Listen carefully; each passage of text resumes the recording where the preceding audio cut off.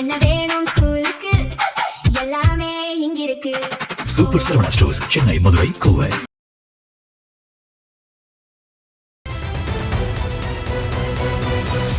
அரசியல் களம் நேயர்களுக்கு வணக்கம். இன்றைக்கு நம்ம நேர்காணலுக்காக மூத்த பத்திரிகையாளர் கோட்டீஸ்வரன் அவர்கள் நம்மோடு நிற்கிறார். பேசலாம் சார். வணக்கம். வணக்கம் நேயர்களுக்கு அன்பு வணக்கம். இப்போ கூட்டணி கட்சி திமுக ஆட்சியில் பார்த்தீங்கன்னா கூட்டணி கட்சிகள் வாயை திறக்க மாட்டாங்க, ஏதாவது ஒரு பிரச்சனை நடந்ததா. ஆனால் அது ஓகே, பல வருடங்களாக கூட்டணியில் இருக்காங்க, அது கூட்டணி தர்மம் எடுத்துக்கலாம். ஒரு மாதம் கூட ஆகலை, இவ்வளோ பிரச்சனைகள் நடந்திருக்கு. கூட்டணி கட்சியிலேருந்து யாருமே வாயை திறக்கல. குறிப்பாக வந்து சிறுபான்மை நலத்துறை அமைச்சராக வந்து ஷாஜகான் இருக்காரு. அவரே வந்து இதில் சமீபத்தில் வந்து ஆடுலாம் வந்து பொது இடத்துல வெட்டக்கூடாது அப்படிங்கிற மாதிரி வந்தபோது அதை குறித்து கூட பேசலை. 4 நாள் கழிச்சு அதுக்கப்புறம் விளக்கம் கொடுக்குறாரு. உடனே மாறிட்டாங்களா? அன்னைக்கு பக்ரீத் அன்னைக்கு நம்ம குர்பானி பண்ணல, ஆமாம், அமைதியாக இருந்துட்டோம். அதனால் எங்களுக்கு தெரில. நிறைய துவா பண்ணிட்டு இருந்ததுனால கண்ணு மறைச்சிச்சு. அப்படிதான் ஐஎம்எல்க்கு இப்படி தான் பேசுனது. இல்லைங்க, அதாவது இதே வேற யாருன்னா பண்ணியிருந்தா பொங்கி எழுந்திருப்பார் ஐயா காதர் மைதீன். அதான் வந்து காவல்துறையை கேட்கணும், என்ன உனக்கு இப்போ யார் சொல்லிட்டாங்க, என்ன நடந்து போச்சு, இப்போ என்ன பெரிய விஷயம் நடந்து போச்சு, இதை பெருசாக்கி கோர்ட்டுக்கு போய் அதை பண்ணி சிறுபான்மையினருக்கு பாதுகாப்புன்னு பேர். திமுக பீரியட் இது மாதிரி வரல, நடக்கல. அதிமுக பீரியட் இது மாதிரி நடக்கல. சரி, இப்போ திருப்பரங்குன்றத்தில் என்ன உங்கள் நிலைப்பாடு, என்ன பண்ண போகிறீங்க? தீபம் ஏற்றும் போது தெரியும். அதுவெல்லாம் காத்துக்கிட்டு இருக்கணும்ல. இப்போ நிலைப்பாடு கூட எடுக்க முடியாமல் தெளிவில்லாத ஒரு தலைமை தானே இங்கே இருக்குது. ஆனால் பேசுகிறபோது பார்த்தா நாங்கள் சமூக நீதிக்கு அதை பண்ணுறோம். சரி, அதெல்லாம் ஓகே, சொல்லிட்டு போட்டேன். எல்லாரும் சொல்கிறாங்க. இந்த ஸ்பெசிஃபிக் ப்ராப்ளம்ஸ் இருக்குல்ல, அதை அட்ரஸ் பண்ணணும், அரெஸ்ட் பண்ணணும். இப்போ இங்கே வந்துங்க, இந்தியன் யூனியன் முஸ்லீம் லீகோட நிலைப்பாடு இருக்குது பாருங்கள். போன பீரியடில் திமுக பண்ண தப்பெல்லாம் அவங்க பெருசாக கோடிட்டு காட்டல, அமைதியாக இருந்தாங்க. இப்போவும் அமைதியாக இருக்கிறாங்க. இப்போ நடக்கிறது குதிரை பேர அரசியல்னு சொல்லிட்டு அமமுக தலைவர் சொல்கிறாரு, அன்புமணி ராமதாஸ் சொல்கிறாங்க, அண்ணாமலை சொல்கிறாங்க, எடப்பாடி பழனிசாமி கரடியாக கத்துறாப்பல சொல்கிறாங்க. இவ்வளோ பேர் சொல்லியும் பத்திரிகையாளர்கள் சொல்கிறாங்க, நடுநிலையாக பேசக்கூடியவர்கள், இல்லை வியூக வகுப்பாளர்கள், இல்லை அரசியல் ஆலோசகர்கள்லாம் சொல்கிறாங்க. இதெல்லாம் எதுவுமே கேட்கலையா அவங்களுக்கு? சிபிஎம் சிபிஐக்கு கேட்குது, அவங்களுக்கு ஈரம் ஒட்டின்னு இருக்குது, அரசியலில் அதை ஒட்டிகிட்டு இருக்குது. இது மாதிரிலாம் பண்ணாதீங்கன்னு நான் சொல்கிறாங்க, மென்மையாக கேட்குறாங்க, மென்மையாக கேட்குறாங்க. இவங்க அப்படியே நடக்கலன்றாரு காதல். குதிரை வேகம் அது பேர். நமக்கு பிடிச்ச ஆள் ஓட்டினா குதிரை வேகம், நமக்கு பிடிக்காத ஆள் அதை பண்ணால் அது பேர் குதிரை பேரம். காதர் மைதீன் வந்து நல்ல கண்ணியமான அரசியல்வாதின்னு அவருக்கு ஒரு பேர் இருந்தது, அதை வந்து அவரே கொஞ்சம் கொஞ்சமாக கெடுத்துக்கிறாரு. அவ்வளோதான் நம்ம சொல்ல முடியும். அதனால அவங்க கட்சி வர தேர்தலெல்லாம் நிறைய ஓட்டு போடுவாங்க இந்த மாதிரிலாம் பண்ணால். திமுக கூட இருந்ததுனால அவங்களுக்கு கொஞ்சம் எக்ஸ்ட்ராலாம் கிடச்சிது, வர தேர்தலாம் நிறைய போடுவாங்க. திமுக கூட்டணி கட்சிகள் கிட்டத்தட்ட தனித்து விடப்பட்டிருக்கு திமுக அப்படிங்கிறத பார்க்கணும். தேமுதிக மட்டும் இன்னும் ஒட்டிகிட்டு இருக்கு. சமீபத்தில் இன்னொரு பக்கம் வந்து ஜென்சி கிட்ஸ் அப்படின்னு இளையம் தலைமுறை கவர்ற மாதிரி வந்து திமுக சார்பாக ஒரு கூட்டம் நடந்தது. ஆனால் அது வந்து பொதுவாக வைக்கப்படுற விமர்சனம் என்னன்னா, எதுக்கு திமுக பின்னணி வேணும், அறிவாளத்தில் ஏன் பண்ணுறீங்க, ஏன் வந்து டிஆர்பி ராஜா அவர்கள் கலந்துக்கிட்டார் அப்படிங்கிற மாதிரி நிறைய விமர்சனங்கள் வருது. இது வந்து சரியான முறையில் போகிறாங்கன்னு நினைக்கிறீங்களா? தோல்வி அடைஞ்சும் பாடம் கற்றுக்கல அப்படிங்கிற மாதிரியான விமர்சனம் இருக்குது. நீங்கள் தோல்வி அடைஞ்சதுக்கு காரணம், முக்கிய காரணங்கள் பார்த்தா ஜென்சி கிட்ஸு கிடையாது. வெறும் ஜென்சி வண்டி ஓட்டு போடலை விஜய்க்கு, எல்லாருமே சேர்ந்து தான் விஜய் சாருக்கு ஓட்டு போட்டிருக்காங்க. சொத்து வரி ஏற்றுவீங்க, தண்ணி வரி ஏற்றுவீங்க, உங்கள் கட்சிக்காரங்க கட்ட பஞ்சாயத்து பண்ணுவாங்க, சட்டம் ஒழுங்கு பிரச்சனை வரும், லாக்அப் டெத்து வரும், அது அப்புறம் குடும்ப அரசியல் பண்ணுவீங்க. இதெல்லாம் தான் காரணம், மெயின் காரணம். ஆனால் இதெல்லாம் மறந்துட்டு ஃபேமிலியில் வந்துங்க டூ மெனி பவர் சென்டர்ஸ் இல்லை. இப்போ அம்மையார் துர்கா ஸ்டாலின் அவர்களே ஒரு சில அமைச்சர்கள் சந்தித்து ஒரு சில விஷயங்கள்லாம் சாதிக்கிறாங்கன்னு சொல்லிட்டு விமர்சனம் வருது. ஒரு சில பத்திரிகையில் ஊடகமாக செய்தி வருது. சபரிசன் 2, அப்புறம் கனிமொழி அவர்கள் 3, அப்புறமா வந்து உதயநிதி 4, அப்புறமா முரசொலி மாறன் 5. அப்போது ஒரு 5-6 பேர் சேர்ந்து அரசியல் பண்ணால் அது வந்து எப்படி இருக்கும்? 10வது இவர்களை விட தினேஷ் அவர்கள் முதற்கொண்டு, ஆமாம், இவர்களை விட அதிகமாக அந்த சூப்பர் ஹிட்டு ஐயா தினேஷ், அதுக்கப்புறம் உதயச்சந்திரன், அப்புறமா வந்து இவர் செந்தில் சொல்லிட்டு ஒரு அதிகாரி இருந்தார், அதுக்கப்புறமா வந்து இவர் இருந்தாங்க, இப்போ அருண் இருந்தார். அப்புறம் இந்த மாதிரி அதிகாரிகளை அவங்க ஒரு மையமாக வச்சு அவங்க ஒரு இலாக்கா இல்லாத அமைச்சர்கள் போலலாம் வந்து பவனி வந்தது 100%. நீங்கள் ஐஏஎஸ் ஆஃபீஸர் செக்ரட்டரியில் போய் கேட்டிங்கன்னா உண்மையை சொல்லுங்கள். இதில் மறைச்சி பேசுகிறதுக்கெலாம் ஒன்றும் கிடையாது. இதெல்லாம் காரணமே இல்லையா? தூய்மை பணியாளர் போராட்டம் ஏன் வந்துச்சு? ஏன்னா அந்த கான்ட்ராக்டர் கொடுத்த காசு உங்களுக்கு தேவைப்படுது. காசை வச்சு ஜெயிக்க முடியுமா? தேர்தல் ஜெயிச்சு காட்டுங்க. உங்களுக்கே ஓட்டு போட்ட ஆசிரியர்களை நடுரோதில் விட்டீங்க. எல்லா வாட்டியும் ஆசிரியர்கள் குத்துவாங்க திமுகவுக்கு. இன்றைக்கி திமுக என்ன பண்ணாங்க? தபால் ஓட்டுலேயும் வரல, சரியா ஓட்டுலேயும் கட்சி ஓட்டுலேயும் வரல இல்லை. அப்போ இதெல்லாம் யோசிக்கணும். இதை விட்டுட்டு வெறும் ஜென்சி போராட்டம், திண்ணை பிரச்சாரம், தொகுதியாக போய் மக்களை பார்த்து புரிய வைக்கிறது தான் இவங்களுக்கு வரும். இளைஞரணி மாணவரணி தான் அதிகமாக 2 பாட்டு போட்டு 2 கட்சிக்கு தான் நடுவுலன்னு சொல்லிட்டு ஒரு பாட்டு போட்டு ஜிமிக்கி பம்பல் மாதிரி ஒரு டான்ஸ் செட்டு ஒரு வாய்ப்பு கொடுத்து விஜய் திருப்பிடுவார். அப்படி திருப்ப முடியல, கடைசியில் டேமை திறந்து விட்டுருவார். டேம் திறந்து விட்றதுனா அழுகுற மாதிரி பண்ண ஆரம்பிச்சிடுவார். சிம்பத்தி கார்டு, இந்த கார்டு எடுத்து ஆடுவார். அதனால் விஜய் சாரோட ஆயுதங்கள் இப்போ உங்களுக்கு தெரியும். உங்களுக்கு சோகமாக வச்சு பேசுறது, நான் பாவம் இல்லையா அப்படின்றது அது ஒன்று. 2வது வந்து என்னை வந்து அரசியலுக்கு வர விட மாட்டாங்க சார். அரசியலுக்கு வர விடாமலா சார் நீங்கள் முதலமைச்சர் ஆகிருக்கீங்க? அது 2வது. அந்த மாதிரி இந்த அப்புறம் இந்த சின்ன பசங்களுக்கு பிடிச்ச மாதிரி அரசியல் பேசுறது, அவங்கள அப்படியே ஃபாலோவர், அதாவது எந்த விதமான அரசியல் கேள்வியெல்லாம் கேட்காம அவங்கள ஃபாலோ பண்ண வைக்கிறது, இந்த மாதிரி ஒரு சில விஷயங்கள் தான். ஜாதியெல்லாம் உடச்சிட்டோம் அப்படின்னு பேசியிருந்தார் இல்லையா? மக்கள் ஜாதி பார்க்காம ஓட்டு போட்டிருக்காங்க, வேட்பாளர் பேரே தெரியாமல் ஓட்டு போட்டிருக்காங்க. அதில் ஜாதியெல்லாம் கண்டிப்பாக பார்த்துருக்க மாட்டாங்க. ஆனால் இவர் நிறுத்துற வேட்பாளர் எல்லாம் பார்த்தீங்கன்னா ஜாதி பார்த்து தானே அந்த தொகுதிக்கு நிப்பாட்டியிருக்காரு. ஆனால் அதை சொல்றதுக்கு இவருக்கு அந்த தார்மீக இது இருக்குன்னு நினைக்கிறீங்களா? ஏன்னா சென்னையை பொறுத்தவரை மயிலாப்பூர் ஆகட்டும், ஸ்ரீரங்கம் ஆகட்டும், அங்கே பார்ப்பன வேட்பாளர்கள். தூத்துக்குடியில் பார்த்தீங்கன்னா அவர் வந்து மீனவ வேட்பாளர். அதுக்கப்புறம் எங்கெல்லாம் கிறிஸ்டின்னா கிறிஸ்டின், நாடார்னா கிறிஸ்டின் நாடார்னா நாடார், முக்குளத்தூர்னா முக்குளத்தூர், எல்லாம் கிளியராக பார்த்து தான் போட்டிருக்காரு. இப்போலாம் இப்போ கிரெடிட் எடுத்துக்கிறாரு இல்லையா, நாங்கள் தான் ஜாதியை உடச்சிட்டோம் அப்படின்னு. இல்லை ஆமாம், இப்போ நான் இந்த மாதிரி விஷயம் தானே, சமூக நீதி, சாதிய பார்வை, மதச்சார்பின்மை, அப்புறம் மக்களுக்கு தேவை, அதுக்கப்புறம் உரிமைகள் மீட்பு, இப்படி சொன்னால் வந்து ஸ்பெசிஃபிக்காக சொல்ல முடியாது. இது மாதிரி பண்டல்ஸ் கலெக்ஷன், அதாவது நவுன்லேயே நிறைய நவுன் இருக்குங்க. ப்ரானவுன் இருக்குது, அதுக்கப்புறம் காமன் நவுன் இருக்குது, அதுக்கப்புறம் வந்து உங்களுக்கு ஆப்ஸ்ட்ராக்ட் நவுன் கலெக்ஷன் அந்த மாதிரி இருக்குது. இப்போ இந்த வார்த்தையெல்லாம் எப்படின்னா, இந்த வார்த்தைகள் வந்து சமூக நீதி அப்படின்னா மொத்த தமிழ்நாடுக்கும் அது கதை சொல்லி ஏமாற்றிட்டு போயிடலாம். மதச்சார்பின்னா மொத்த தமிழ்நாடுக்கும் சேர்த்த மாதிரி சொல்லிட்டு போயிடலாம். இந்த மாதிரி ஒரு 7-8 வார்த்தையை வச்சுக்க வேண்டியது. இந்த வார்த்தையை வந்து நான் இதை கொடுத்தேன், நான் வந்து எல்லா சமுதாயத்துக்கும் கொண்டு வந்து பண்ணேன் அப்படின்ற மாதிரி ஒரு விஷயம். இப்போ நான் என்ன கேட்குறேன்னா, சரி பரந்தூர் விமான நிலையம் அது ஸ்பெசிஃபிக், அதில் என்ன நிலைப்பாடு பதில் தெரியாது. மேகதாது போயிட்டு நீங்கள் வந்து காவேரி தண்ணியை இது பண்ணுறதுக்கு கர்நாடகாவில் என்ன அரசியல் பண்ணுறீங்க, அது ஸ்பெசிஃபிக். 9 மாவட்டத்தோட பிரச்சனை. முல்லை பெரியாறு 4 மாவட்டத்தோட பிரச்சனை. அதுக்கு கேரளா போவீங்களா, என்ன பண்ண போகிறீங்க, ஏது, இதெல்லாம் ரொம்ப நாளாக இருக்கிறது. கட்சித்தீவு பிரச்சனை அது 3 மாவட்டத்தோட பிரச்சனை. நாகப்பட்டினம், ராமேஸ்வரம், பக்கத்தில் கன்னியாகுமரி, அந்த சைடு எல்லாமே போகிறவங்க பார்த்து போகிறோம் வரணும். அப்போ இந்த பிரச்சனை திருநெல்வேலி, இது எல்லாம் என்ன பண்ண போகிறீங்க அப்படின்னா இதெல்லாம் பேசுறது கிடையாது. அப்போ அவர் என்னன்னா, எல்லா சாதிக்கும் நம்ம தானே உடைச்சோம்ல.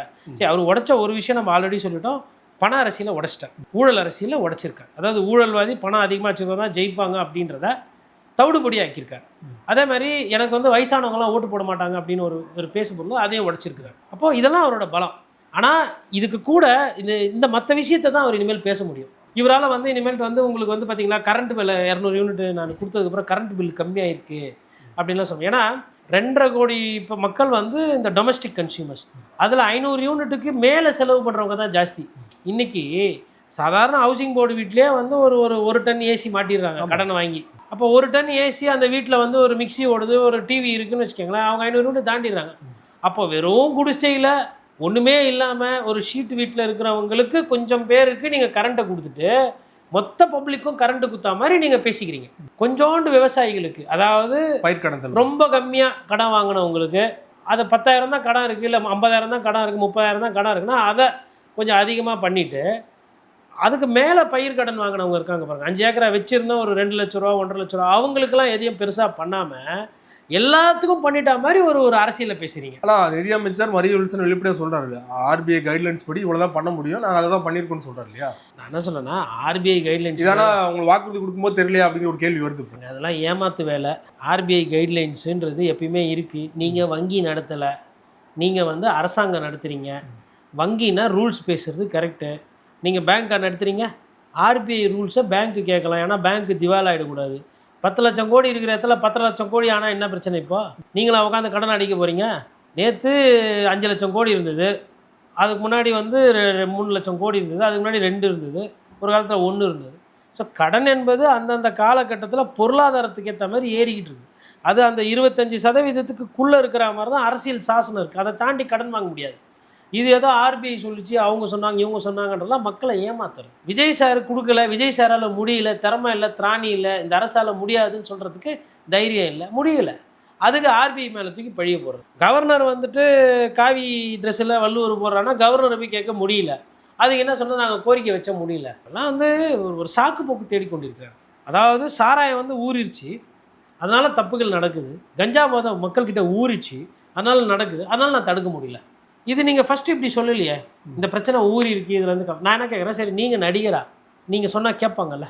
நீங்கள் எவ்வளோ இளைஞர்களுக்கு எத்தனையோ சீர்திருத்தத்துக்கு என்னென்ன திட்டம் பண்ணீங்க? இல்லை ஒரு பிரச்சாரம், இல்லை உங்கள் படத்தில் ஒரு ஒரு ஒரு 30 செகண்டு எதனா வீடியோ, ஏன்னா தனிப்பட்ட முறையில் எல்லாத்துலேயும் போய் பாருங்கள். அந்த டிவிக்கு அந்த தேட்டரில் போய் உட்காந்தோடனே என் பேர் அது பேர் என்னது, வினோதா ஏதோ ஒன்று பேர் வரும், நான் குட்கா கைனி மற்றும் அதெல்லாம் புகையில எப்படின்னா இப்படி இவ்வளோ பெருசாக கட்டியிருக்கோம். அதை பார்த்தா படம் பார்க்குற ஆசையே போயிடும், ஒரு பயம் வரும். ஏன் மத்திய அரசு அவ்வளோ பண்ணுது இல்லை? அதை மத்திய அரசு மாதிரி உங்களுக்கு இந்த சமுதாயத்து மீது அக்கறை இருந்தால் நீங்கள் ஏதோ ஒரு காணொலி இல்லை ஏதோ ஒரு 30 செகண்ட் வீடியோ ஒரு படத்துக்கு நீங்கள் பண்ணியிருப்பீங்களே. இப்போ வெறும் லாபகரம் அதுதானே நீங்கள் பண்ணியிருக்கீங்க. இப்போ என்ன பண்ணுறீங்க? விக்டிம் கார்டு ப்ளே பண்ணுறீங்க. பார்த்தீர்களா, என் விஜய் ஆட்சி வர, உங்கள் ஆட்சி வரக்கூடாதுன்றார். அப்புறம் மக்களை என்ன பண்ணுறாரு, தற்கூரின்னு இவர் சொல்கிறாரு.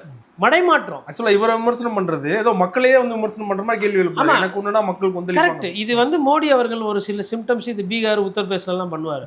அதே இவர் தமிழ்நாட்டில் பண்ணுறதுக்கு இப்போ பிளான் பண்ணுறாரு. அதுதான் அவரோட ஸ்டைல். குறிப்பா எல்லாரும் பெரும்பாலான விமர்சனம் பண்ணது இவர் ஜெயிச்சதுக்கு அப்புறமா இது ஒரு கவர்ச்சி அரசியல்னால மக்கள் மயங்கிட்டாங்க அப்படின்னு. ஒரு புறம் அதை வந்து அப்படி விஜய் அவர்கள் எப்படி அதை போர்ட்ரேட் பண்றாருன்னா, கவர்ச்சினா நான் என்ன வந்து அப்படின்னு வந்து அடுத்த வார்த்தை அவருக்கே தெரியுது சொன்னா அசிங்கமான வார்த்தையா இருக்குன்னு சொல்லிட்டு அதை கட் பண்றாரு.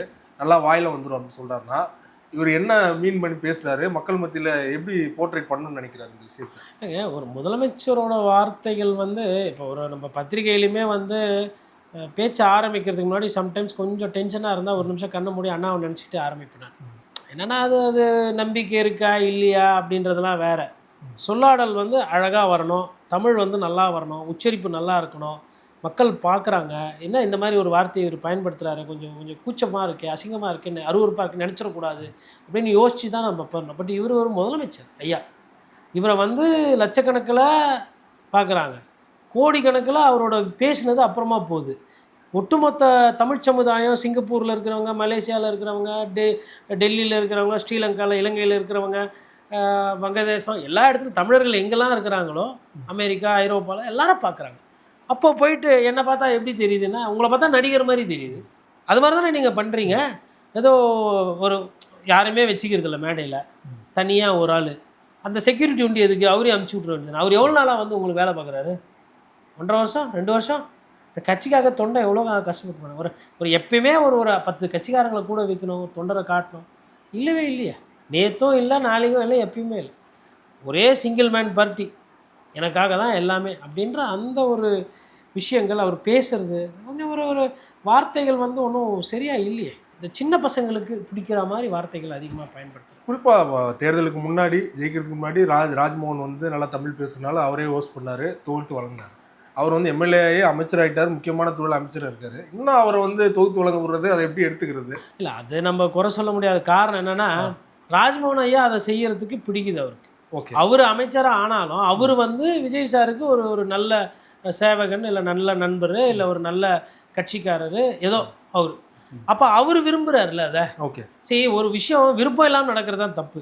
இது வந்து இவங்க பண்ணுற தப்புகளுக்கு இதெல்லாம் பார்த்தா இது தப்பே கிடையாது, ஒன்றுமே கிடையாது. அதாவது பிரதமர்கிட்ட என்ன பேசணும் அப்படின்றதே நாட்டு மக்கள்கிட்ட சொல்லாமல் கடந்து போகிற ஒரு தலைவரை பார்க்குது தமிழ்நாடுனா அது இதுதான். பிரதமருக்கும் உங்களுக்கும் வந்து தனிப்பட்ட விஷயங்கள் இருக்காது. இப்போ 4 விஷயம் கோரிக்கை நீங்கள் கொடுத்தீங்க, நீங்கள் என்ன சொன்னீங்க? லெட்டரில் எழுதி கொடுத்தீங்க, ரைட்டு. நீங்கள் என்ன சொன்னீங்க? அதுக்கு மேலே அவர் என்ன சொன்னார்? ப்ரெஸ் ரிலீஸ் வரல. இப்போ நான் சொல்லணுங்க, பிரதமரை பார்த்ததுக்கு கூட ப்ரெஸ் ரிலீஸா?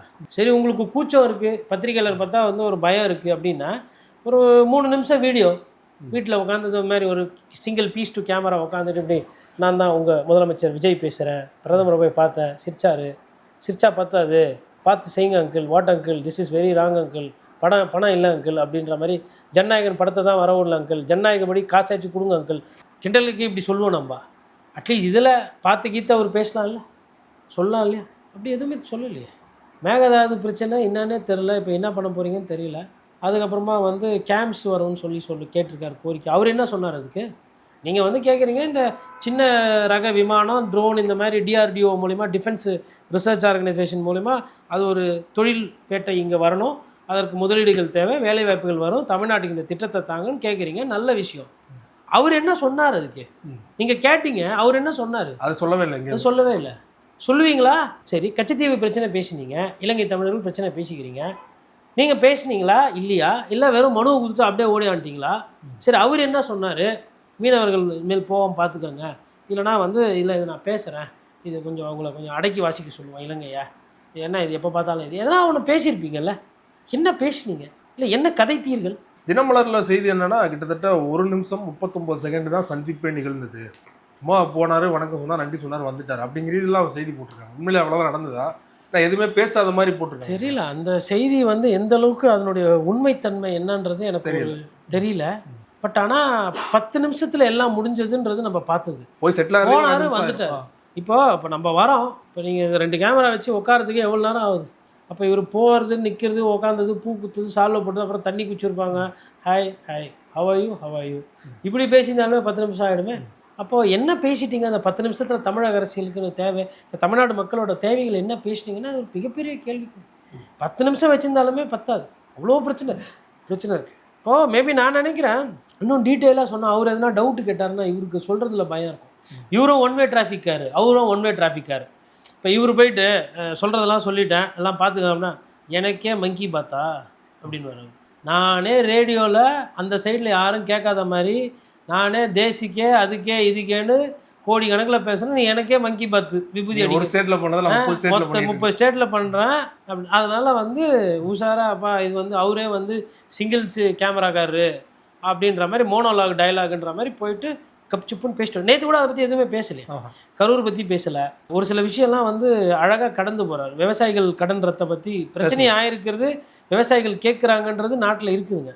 ஆனால் அதை பற்றி பேசாமல் விவசாயிகளே அப்படின்ற மாதிரி நானும் விவசாயத்துக்கு ஆதரவு அப்படின்ற மாதிரி சும்மா அப்படி டச் பண்ணிக்கிறது அந்த பாயிண்ட். போராட்டம் நடந்துகிட்டு இருக்கு, திருச்சியிலே நடந்துட்டு இருக்கு. ஒரு பேசும்போது அப்படி ஒன்று நடக்குதா தெரியுமானே தெரியலையே. அவர் தான் அவருக்கு என்ன தேவையோ அதை எழுதின்னு வந்துட்டு அதை தானே பேசுகிறாரு, எழுதி வச்சு தானே படிக்கிறாரு. இன்னும் இப்போ நான் இப்போ பேசுகிறேன், ஏதாவது ஒன்று எழுதி வச்சு படிக்கிறேன் நான். ஏன் அப்படின்னா இது மக்கள் பிரச்சனை. அதை செய்தித்தாளில் பேசுகிறோம், அங்கே இருக்கிறவங்களுக்கு பேசுகிறோம், தெரிஞ்சுக்கிறோம். ஏன்னா பொதுமக்கள் பிரச்சனை பேசும்போது இல்லாததை சொல்லக்கூடாது. இப்போ என்ன கேட்டிங்கன்னா கரண்ட்டு கட்டு எங்கெங்கெல்லாம் ஆயிருக்கு இந்த 15 நாள்லன்னு என்னால் லைனாக சொல்ல முடியும். எந்தெந்த மாவட்டத்தில் ஆகுது, திருச்சியில் பவர் கட்டு எவ்வளோ ஆகுது, வாணியம்பாடியில் எவ்வளோ ஆகிருக்கு, ஒகேனக்கல் கிட்ட கரண்ட்டு கட்டு எவ்வளோ போகுது, தருமபுரியில் என்ன நிலமை, செங்கல்பட்டில் கரண்ட்டு போகுது, டி நகரில் எப்போ கரண்ட்டு போகுது, எக்மோரில் எப்போ கரண்ட்டு போகுது. எனக்கு கேட்டிங்கன்னா ஒரு அரை நாள் டைம் கொடுத்தீங்கன்னா தெருவாரியாக வாங்கி விசாரித்து நான் சொல்லிவிடுவேன். இங்கெல்லாம் கரண்ட்டு கட்டு போயிருக்கு, இங்கெல்லாம் சொல்லாமல் கொள்ளாமல் போயிருக்கு, மக்கள் கஷ்டத்தில் இருக்காங்க. தண்ணி பிரச்சனை கேட்டிங்கன்னா சேலத்தில் இப்போது இந்த 3 நாளில் தண்ணி கேட்டு போராட்டம். சேலத்தில் திருத்தணியில் தண்ணி கேட்டு நேற்று போராட்டம், 14 நாள் தண்ணி வரல. அப்புறம் வந்து உங்களுக்கு நாகப்பட்டினத்தில் இப்போ பேசிகிட்டு இருக்கிற நேரத்துக்கு முன்னாடியிலேருந்தே தண்ணி பிரச்சனை. இப்போ தண்ணி பிரச்சனை ஜாஸ்தியாகும் உங்களுக்கு.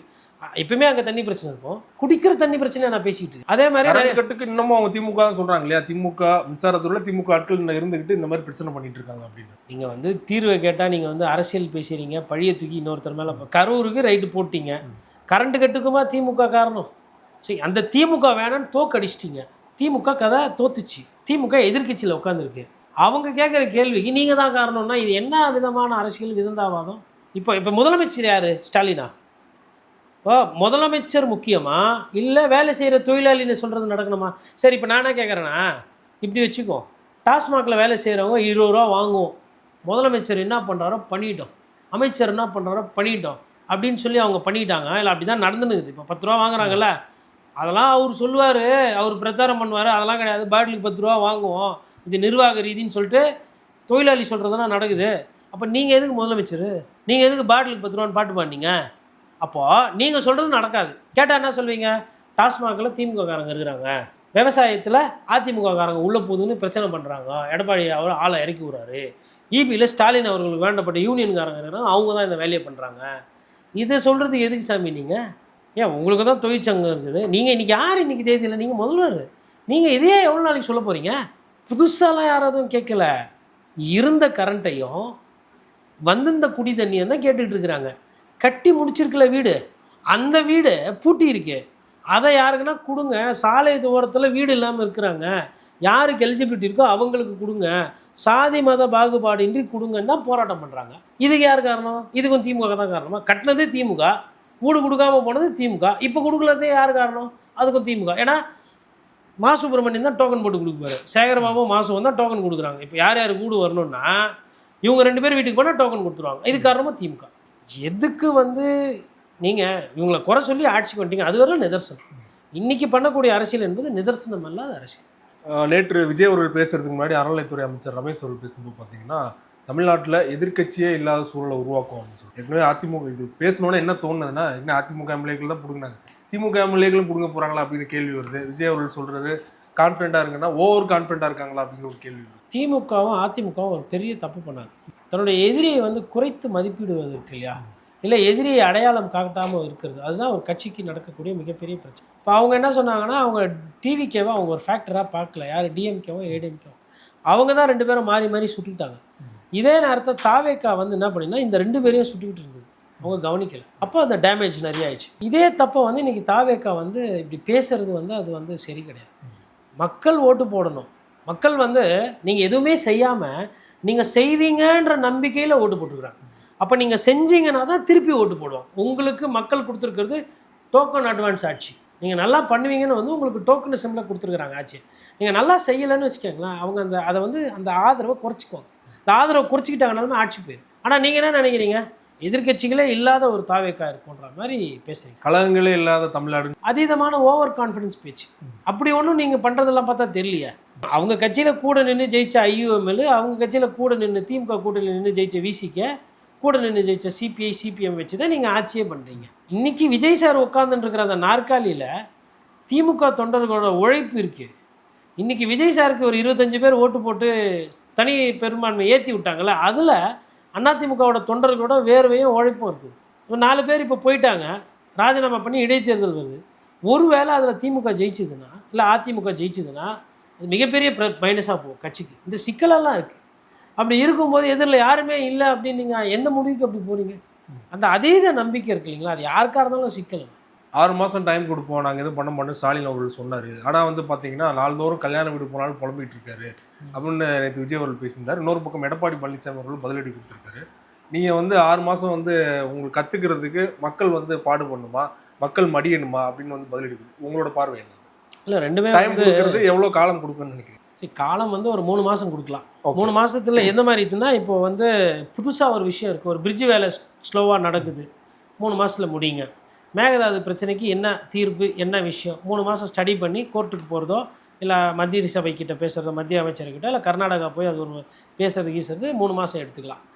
சட்டம் ஒழுங்கு பிரச்சனை, பெண்களுக்கு பாலியல் சீண்டல் நடக்குது, கொலை கொள்ளை நடக்குதுன்னா அதுக்கெல்லாம் 3 மாதம் இல்லை. அதுக்கெல்லாம் அப்போவே முதலமைச்சர் மாறிட்டார் அப்படின்னும் பொழுது அப்போ உங்கள் துறை அது ஏன் கை கழுவுறீங்க? அதிகாரிகள் நல்ல அதிகாரிகளாக போட்டிருக்கோம் அப்படின்னு சொல்கிறாங்க. ஆமாம், அருண் அவர்களை போட்டிருக்காங்க. நீதிமன்றம் கூப்பிட்டு பாராட்டிச்சு, சூப்பர் அருமையான அதிகாரின்னு நீதிமன்றம் கூப்பிட்டு 2 ஜட்ஜி, உச்ச நீதிமன்ற ஜட்ஜி ஐயா ஜிஆர் சுவாமிநாதன், இன்னொரு நீதியரசர் கூப்பிட்டு அரசை வந்து ரொம்ப பாராட்டியிருக்காங்க, சிறப்பான அப்படின்றாங்க. போடுறதுக்கு முன்னால் பாராட்டினாங்க, மறுநாள் இவர் முன்னால் ஏதோ ஒன்று முன்ன பின்ன ரொம்ப நல்லது, நல்ல தேர்வு, அருமை, நாட்டு மக்கள் பார்க்கட்டும். ஏன்னா நீங்கள் தான் எவ்வளோ பெரிய முழ நீட்டுக்கு எழுதியதுன்னு போய் சிஇஓ கிட்ட லெட்டர் கொடுத்தீங்க, சீஃப் எலக்டர் தேர்தல் அதிகாரிகிட்ட, இவர் நன்னடத்தை மோசம் அப்படின்னு. செந்தில் பாலாஜி எப்படி வந்து விமர்சனம் பண்ணிட்டு அப்புறம் திமுகவில் சேர்த்துக்கினாங்களோ, அதே மாதிரி அருண் அவர்களை விமர்சனம் பண்ணிட்டு அருண் அவர்களை ஆட்சி வந்ததுக்கப்புறம் நல்ல பதவியாக பார்த்து விஜிலன்ஸ் அண்ட் ஆன்டி கரப்ஷன், அதாவது லஞ்ச ஒழிப்பு துறையினுடைய தலைவராக அருமையான ஒரு பதவி கொடுத்து. இல்லை, இதுக்கும் என்ன முட்டு கொடுக்குறாங்கன்னா அவருக்கு தான் தெரியும் திமுகவினர் யார் யாரெல்லாம் ஊழல் பண்ணியிருக்காங்க. அவர் ஆள்காட்டி மூலமாகவே நாங்கள் வந்து அரெஸ்ட் பண்ண வைப்போம். ஆள்காட்டி ஆகுது. ஆமாம், சரி, ஊழல் பண்ணவர் இது பண்ணவர், வெண்ணெய் எடுக்கிறவங்க தொட்டு நக்கியிருக்க மாட்டாங்களா? தேனத்தை எடுக்கிறவங்க என்ன சார் உங்கள் லாஜிக்கு? ஊழலை ஒழிக்கிறதுக்கு ஊழலை எதிர்க்கிற ஒரு அதிகாரி, இப்போ சகாயத்தை தூக்கி நீங்கள் போட்டிங்க அப்படின்னா ஏதோ பேசலாம், அவர் அப்படி இப்படி எல்லாம் பேசுகிறாங்க, ஏதோ சரி செய்வாருன்னு. இவர் ஸ்பெஷலைசேஷன் அந்த மாதிரி இருந்தால் நீங்கள் தானே சொன்னீங்க. நானாக சொன்னேன் அவர் மோசமான ஆள், கண்ணிய குறைவான ஆள், இன்னொரு கரூரை உருவாக்க போகிறாருன்னு. வந்துங்க தாவேக்கா இன்றைக்கி ஒரு சாதாரண ஒரு மற்ற கட்சி மாதிரி இன்னொரு கட்சி, அதுக்குன்னு ஒரு புதுமை, அதுக்குன்னு வந்து ஒரு கொள்கை, அதுக்குன்னு ஒரு நேர்மை தெளிவெல்லாம் இருக்கான்னா இல்லை. எது நேர்மை? எனக்கு 108 கொடுத்தாங்க, நான் இதை வச்சு இருக்கிறத வச்சு நான் ஆட்சி பண்ணுறேன். நானாக வந்து யாருக்கிட்டையும் குதிரை பேர் அரசியல் பண்ண மாட்டேன். அமமுக வேட்பாளர் வந்து எம்எல்ஏ ஆனதுக்கப்புறம் ஒரு நாளைக்கு ஒரு பேச்சு பேசினார். Every 20 hours he kept changing his views. First ஆதரவாக பேசுகிறாரு, அப்புறம் விஜய்க்கு எதிர்ப்பாக பேசுகிறாரு, கவர்னர்கிட்ட போய் ஒன்று சொல்கிறாரு, டிடிவி தினகரன் கிட்ட பத்திரிகையாளர்கிட்ட ஒன்று சொல்கிறாரு, விஜய் சாரை நேரில் பார்த்தோன்னா வேறு பேசுகிறாரு. அந்த ஒரு நாக்கு அந்த 2.5 நாளில் எவ்வளோ வாட்டி மாறி மாறி டியூனு போடும்? ஏன் போட்டுச்சு, எதுக்கு போச்சு, யாரால் போட்டுச்சு? இன்னொன்று, அவர்கள் வந்து அவர்களாக வந்து சேர்றாங்க. அவர்களாக வந்து எதுக்காக சேர்க்குறாங்க? மதிமுகவுக்கு சின்னம் இல்லை சொந்தமாக, பாவம் உதயசூரியன் இன்னும் கஷ்டப்படுறார், துரதிருஷ்டமாக ஃபீல் பண்ணுறார் துரை வைகோ. அதனால் துரை வைகோ களத்தை பலப்படுத்துறதுக்கு வேண்டிய இவங்கெல்லாம் வந்து தாவேக்காவை வந்து சேர்றாங்களா அதிமுகலேருந்து? அதிமுகலேருந்து தாவேக்காவை பலப்படுத்துறதுக்கு தான் வராங்க. இது அப்பட்டமாக தெரியுது. தேர்தல் நேரத்தில் தேர்தல் முடிஞ்சவொன்னே தனி மெஜாரிட்டி கிடைக்காம நம்பிக்கை வாக்கெடுப்பு நடக்கும்போது, கொறடா உத்தரவு இருக்கும்போது, கவர்னர் பார்வை இருக்கும்போது, எதிர்கட்சிகள் குறை சொல்லும்போது தாவுறாங்கன்னா அந்த தாவலுக்கு பேர் என்ன? நீளம் தாண்டுதல்ல? அதெல்லாம் வந்து அவருக்கு வசீகரம் இருக்குது, ஒரு நல்ல நடிகர் அப்படின்றதை வைத்துக்கொண்டு அவர் வந்து மடைமாற்றம் பண்ணிட்டு போகிறாரு. நீங்கள் சொன்ன மாதிரி வந்து துரை வைகோ அவர்கள் நேற்று திருச்சியில் சந்திச்சிருக்காரு. சந்திச்சுட்டு துரதிருஷ்டவசமானது உதயசூரியனில் போட்டிட்டு பொம்பரத்தில் போட்டிருந்தா முதல் நாள் அவங்க தான் போயிருப்பாங்களோ விஜய்க்கு ஆதரவு கொடுக்க. ஆமாம், இதெல்லாம் வந்து எந்த மாதிரி, அதாவதுங்க ஒரு கண்ணாடியை வச்சிங்கன்னா இந்த தேர்தலை பற்றி யார் யாரோட லட்சணம் என்னன்றது இப்போ தானே ஒன்று ஒன்றா வெளியில் வருது. யார் யார் எவ்வளோ தப்பு பண்ணியிருக்கிறாங்க, யார் யார் அடம் பிடிச்சாங்க, யார் யாரெல்லாம் மோசமான அரசியல் பண்ணுறீங்க, யாரெல்லாம் சந்தர்ப்பவாத அரசியல் பண்ணுறீங்க, எல்லாமே தெரியுதுல்ல. ஒருத்தரை பார்க்க முடியலையா சொன்ன சொல்லு காப்பாற்றின மாதிரி ஒரு ஆள் ஒரு ஒரு அதாவது ஒரு இந்த கூட்டணி, அதாவது திமுக கூட்டணியில் இருந்தவங்கலாம் சூப்பர், ஒன்றும் சொல்கிறதுக்கு இல்லை. ஓட்டு போட்டாங்கலாம் மக்கள், அவங்கெல்லாம் பார்த்துட்டு. பிரேமலதா எதுக்காக வெயிட் பண்ணுறாங்கன்னு நினைக்கிறீங்க? அவங்கள வந்து சேர்த்துக்கலையா? இன்னொரு பக்கம் வந்து நான் ஊன்னு சொல்லி தான் எனக்கு துணை முதல் பதவியை தேடி வந்திருக்குன்றாங்க. இப்படி தான் ஒரு சொல்லி ஒரு 4-5 பேர் ஊன்னு ஓடினாங்க. ஐயா சி.வி. சண்முகம், விஜயபாஸ்கர், வேலுமணி, அப்புறம் மற்றும் பலர். அப்புறம் அது சொல்கிறியான்னொன்னே அந்த பாட்டு முடிஞ்சு போச்சு. அதுக்கப்புறம் திருப்பி போன இடத்துக்கே வந்துட்டாங்க. புஷ்பா பாட்டில் வரோம்ல, சொல்கிறியா சோப்பாக்கிப்பா, கிட்டத்தட்ட புஷ்பா சீனில் வர காட்சியெல்லாம் நடக்குதாங்க. இந்த மாஃபியா டீமு, சோஃபா, அப்புறம் சிண்டிகேட்டு, அப்புறம் அது நடத்துறதுக்கு ஒருத்தர், அதை வச்சு மாதிரியே ஒருத்தர் பார்த்திங்கன்னா எல்லோரும் சேர்த்து பேசிகிட்டு இருக்கிறாரா இந்த படத்தில். இந்த மாதிரி அமைச்சர் எப்படி பண்ணுறாங்க என்ன ஏது எல்லாமே அப்படி தான் போகுது. அப்புறம் வந்து காவல்துறையை பொறுத்தவரைலாம் வந்துட்டு இன்னும் அது சரியாக வரல. காரை ஏற்றி வந்து கொள்கிறான், திமுக கொடி இருக்குதுன்றாங்க. இப்போ திமுக கொடிக்கு தான் அதிமுக கொடி இருக்குது முக்கியமா, இல்லை காரை ஏற்றி கொண்டது முக்கியமா? அரசியல் பேசாமல் நடவடிக்கை எங்க? எப்படி வந்து உங்கள் ஆட்சியில் 17 வயசு பசங்க குடிக்க போகிறாங்கன்னா அதுக்கு பதில் இல்லை. சரி, 18 வயசு குடிக்கிறது பிரச்சனையாக இருக்குது, அது ஒரு 22, 23 ஆக்குங்கன்னு சொல்லிட்டு நான் வந்து ஒரு விஷயம்லாம் பேசிகிட்டு இருக்கிறோம். நம்மளை போல் நிறைய பேர் சொல்லிட்டு இருக்காங்க. அப்போதெல்லாம் கவனமே இல்லையா? ஒயின் ஷாப்பில் சரக்கு கொடுக்கக்கூடாதுன்னு சொல்லிட்டு ஒரு ஜியோவை பாஸ் பண்ணாங்க. அது அப்படிலாம் இல்லையே. சின்ன பசங்கிட்ட எப்படி சாராயம் கிடைக்குது? ஸ்கூல் பள்ளிக்கூட போகிற பசங்கிட்ட எப்படி சாராயம் கிடைக்குது? 11 o'clock சொல்கிறாங்க. சம்பவம் நடந்தது பார்த்தீங்கன்னா கிட்டத்தட்ட அதிகாலையில் நடந்திருக்கு. ஸோ அவ்வளோ நேரம் பார் திறந்துருக்கப்போ அதான் இதையெல்லாம் பதில் கிடையாது. இதெல்லாம் அடக்கட்டா அவன் ஊறி வச்சுக்கிறான். பழியத்துக்கு ஏமால போடுறீங்க. யார் ஆட்சியில் இருக்கிறாங்களோ, அப்போ நீங்கள் ஒரு கட்டடம் கட்டுறீங்க. இந்த கட்டடத்தில் வந்து நீங்கள் பொறுப்பேற்று ஒரு 15 நாள் ஆயிடுச்சு. கட்டடத்தில் வந்து கட்டிக்கிற சாரம் சாயுது. ஃபஸ்ட்டு யாரை பிடிப்பாங்க? போலீஸ் வந்தால் உங்களை பிடிப்பாங்க. நீங்கள் என்ன பண்ணுவீங்க? புத்திசாலித்தனமா? இல்லைங்க, எனக்கு முன்னாடி என் பேர் சிவா, எனக்கு முன்னாடி சிவகுமார்னு ஒருத்தர் இருந்தார், அவர் தான் இந்த பில்டிங்லாம் பார்த்தாருன்னா சிவா என்ன பண்ணுவார்? சிவகுமாரே மாட்டி விட்டுருவார். அப்போ காவல்துறை என்ன பண்ணுவார்? 2 பேரும் தானே விசாரிக்கணும். அதே மாதிரி நீங்களும் கொஞ்சம் தார்மீக பொறுப்பேற்றுக்கணும்ல. எனக்கு எதுவுமே தெரியாது, இந்த 20 நாள் தான் நான் இருக்கிறேன், எல்லாமே வந்து அவங்க தான்னா மோடிஜி சொல்கிறாருல்ல, நேரு ஹே எல்லாரும் அவருக்கு நேரு மாதிரி இவருக்கு ஸ்டாலின். அதுக்கப்புறம் எப்பப்பெல்லாம் தேவைப்படுதோ படைபலம், கட்சி பலம், இல்லை எம்எல்ஏ எதுனா தேவைன்னா அதிமுக வந்து கொஞ்சம் ஏற்றுக்கணும். வேறு எதுனா தேவைன்னா அங்கேருந்து ஐஓஎம்எல்லேருந்து உரிஞ்சிக்கணும், விசிகாலேருந்து கூட வாப்பா அப்படின்னு சேர்த்துக்கணும். இதுதான் இவர் பண்ணிட்டு இருக்காரு. ரொம்ப நன்றி சார். சமாள அரசியல் தொடர்பாக டீட்டெயிலாக ஒரு பேட்டி கொடுத்தீங்க. மிக்க நன்றி. நன்றி.